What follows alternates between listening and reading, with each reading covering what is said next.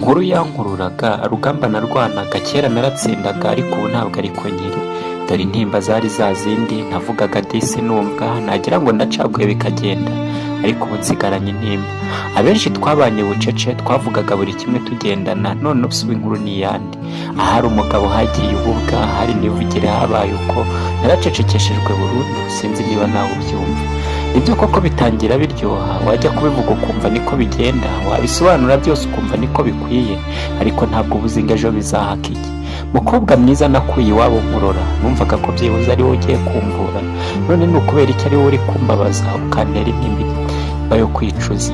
Abenshi bati byivugire wigendere, abandi bati n'urw'abagabo si wowe, abandi bati byibuze wenda we nibwo bigitangira, twebwe ibyo twarabimenyereye. Ese niba ari izi ntimba mubanye mukaba mwarabyimfunira mugaceceka kugira ngo batabaseka, mukagenda kugira ngo mukarenzaho, bityo byose mukabiceceka, mukavuga muti niko tuzaba abagabo, harya uko niko zubakwa. Ibyo byari ibya kera by'abadamu, nibo bacecekaga bakarya izo mfunira, barengaho bakihorera, bakavuga bati byibuze reka ntuze, wenda abo mfite ubu duhuze, kugira ngo wenda ejo byibuze bizagende neza.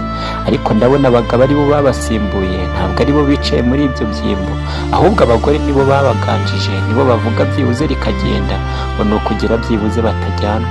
Inkuru zabaye iz'akaga, nyamwoga ntabwo agisobanurwa, inkuru ntabwo zigicecekwa, buri wese araruma akarumya kandi yaceceka akaminza ko byose byabaye akaga.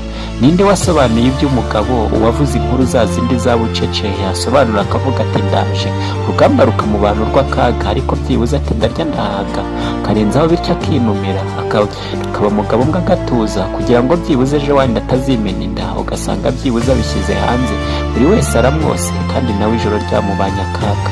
Umugabo usinzira n'imbarwa, ndababwira mwese murabyumva, simbiceceka kuko niko biteye. Ubu ngubu abagabo nibo bahindutse abagore, kugira ngo bativamo bakabaseka, bahisemo kwicecekera, sinzi ubu ngubu aho bazaregera.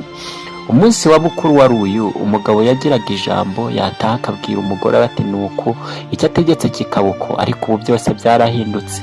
Uravuga akanaga ijosi, wagira ngo hari icyo umubwiye agaceceka, akarumya maze akakwirengagiza, kamera nk'aho wenda atarimo arakumva.